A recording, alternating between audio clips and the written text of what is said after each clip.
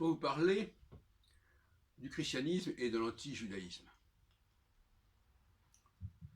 Je vais utiliser une formule assez frappante en disant que si Dieu a voulu sauver les Juifs, les Hébreux, des Égyptiens en fin de compte, donc du monde extérieur, le christianisme aurait en quelque sorte inversé la question. Faut-il sauver le monde des Juifs? Donc finalement, ces Juifs qu'il fallait sauver, il semble que le christianisme soit arrivé à la position selon laquelle c'était le monde qu'il fallait sauver des Juifs. Et évidemment, ça a abouti à la Shoah. Se débarrasser des Juifs. S'en débarrasser au sein d'un pays donné et à la limite au sein de la planète tout entière. Donc il y a une sorte d'inversion des valeurs qui est assez étonnante. Comme si le christianisme, c'était la revanche de l'Égypte face aux Juifs. Les Juifs auraient gagné contre l'Égypte, avec les plaies d'Égypte, les 10 plaies d'Égypte, et il y aurait eu une revanche qui serait celle de Satan, peut-être éventuellement,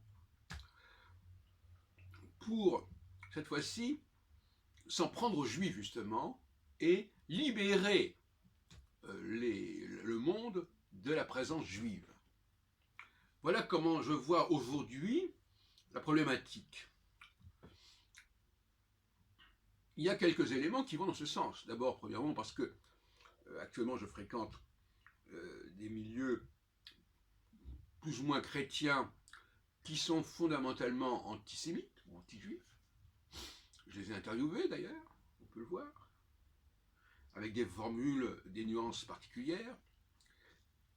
Mais soit il s'agit de les éliminer, soit il s'agit de les mettre sur la touche, soit il s'agit de les discréditer, soit il s'agit de les disqualifier. Bon. Donc, de toute façon, ça revient à peu près au même. Donc on a là un combat qu'on peut définir autrement. On peut définir autrement en disant soit c'est l'élite qui doit sauver le peuple, malgré lui parfois, parce que le peuple a tendance à se scléroser, à tomber dans la routine, à tomber dans une sorte de consensus machinal, comme le langage, voilà, on parle comme ça, on a des automatismes. Soit c'est au contraire le peuple qui doit se protéger contre l'élite et qui doit la museler, qui doit la censurer, qui doit la mettre hors service. Bon. Donc voyez-vous, là encore, il y a un renversement. Et quelque part, si on se situe dans une perspective de cyclologie, eh bien, c'est un peu comme ça que ça se passe. Il y a ce qu'on appelle la cyclologie alpha-oméga. En phase alpha, on veut se débarrasser de l'élite, et en phase oméga, on veut que l'élite sauve le peuple. Sauve le peuple en le faisant avancer, en introduisant des progrès, des changements, des réformes qui vont, en fin de compte, nettoyer toute la crasse qui a pu s'accumuler, toutes les scories qui ont pu s'accumuler, et pour retrouver quelque chose de pur et d'originel. Alors que le peuple, lui, il dit qu'il faut que ce que le peuple fait et veut, c'est ce qu'il faut faire, et que une langue, c'est ce que le peuple en fait, et ainsi de suite. C'est-à-dire que le peuple a le dernier mot, et ce que le peuple veut, Dieu le veut. Hein, bon. Et voilà, donc il y a et inversement, en phase oméga, c'est le moment où il faut mettre le peuple sous le joug, sous le boisseau, et il faut le contraindre à un certain nombre de réformes qui vont à l'encontre de ces pratiques telles qu'elles se sont manifestées et telles qu'elles se sont concrétisées aujourd'hui. Donc on est là dans une cyclologie où chacun, il y a ce qu'on appellerait effectivement, pour parler comme Marx, une lutte des classes, voilà, une lutte des classes. mais c'est une des classes entre l'élite et le peuple, la masse. Et cette lutte des classes, elle se manifeste également dans le rapport entre le christianisme et le judaïsme. Car quelque part, le christianisme, c'est la rébellion des non-juifs contre les juifs. Ça se manifeste comment? Eh bien, ça se manifeste d'abord au sein même de la Palestine, en quelque sorte, au sein même du monde juif lui-même. Parce que le monde juif lui-même, il est lui-même marqué par des tensions. Et déjà à l'époque de David et de Salomon, on peut même remonter plus haut. C'est-à-dire, il y a la Judée, il y a Jérusalem, il y a la Judée qui a donné le mot juif d'ailleurs, qui domine l'ensemble de la population judaïque, hébraïque, palestinienne, etc. Donc, cette Judée, elle est vécue plus ou moins bien.